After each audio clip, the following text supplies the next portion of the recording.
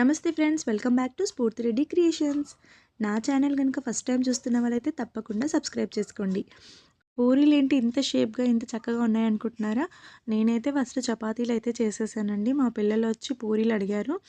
దాన్ని ఏం చేయాలో అర్థం కాలేదు. చూడండి ఎంత రౌండ్గా ఉన్నాయో పూరీలు అయితే. వాటినైతే చపాతీలన్నీ చేసుకున్న వాటినన్నీ తీసుకొని ఇలా ప్లేట్ తోటి అయితే మొత్తం కట్ చేసేసాను. చాలా బాగా వచ్చాయి, చాలా బాగా పొంగాయి కూడా. షేప్ అయితే మనం చేసుకున్న వాటికల్లా అయితే సూపర్గా వచ్చింది. ఈవెన్గా ఉన్నాయి కూడా, చాలా బాగా పొంగాయి. ఈ విధంగా చేసుకుంటే అయితే బెస్ట్ అనిపించింది నాకు కూడా. బట్ మనం చేసుకున్న వస్తాయి, కానీ ఇంత కరెక్ట్ మ్యాచింగ్ అయితే అన్నీ సేమ్ సైజెస్లో వచ్చాయి. చాలా బాగుంది.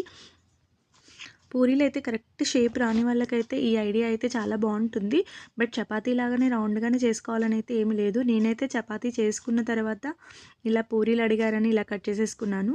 మామూలుగా చేసుకున్నా కూడా ఈ విధంగా, అంటే పూరీలు షేప్ రాని వాళ్ళైతే ఈ విధంగా అయితే చేసేసుకోవచ్చు. చాలా బాగుంటాయి. చూడండి ఫ్రెండ్స్, ఎంత బాగా ఉన్నాయో. అన్నీ సేమ్ సైజెస్ ఈవెన్గా వచ్చాయి. పూరీ కాల్చేటప్పుడు కూడా చాలా బాగా పొంగాయి. చూడండి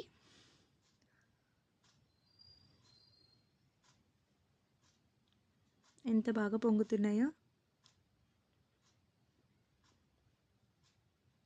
మీరు సైజెస్ ఈవెన్గా ఇలా రావాలి అనుకుంటే ఈ టిప్ అయితే ట్రై చేయండి, చాలా బాగుంటుంది. నేనైతే అనుకోకుండా ఇలాగ చేసేసాను.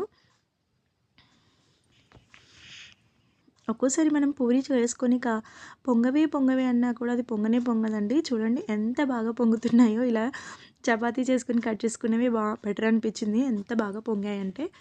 ఈ వీడియో కనుక మీకు నచ్చినట్లయితే లైక్ చేయండి, షేర్ చేయండి, సబ్స్క్రైబ్ చేసుకోవడం మాత్రం మర్చిపోకండి. మీరు కూడా ఈ విధంగా ఒకసారి ట్రై చేసి చూడండి. Thank you so much.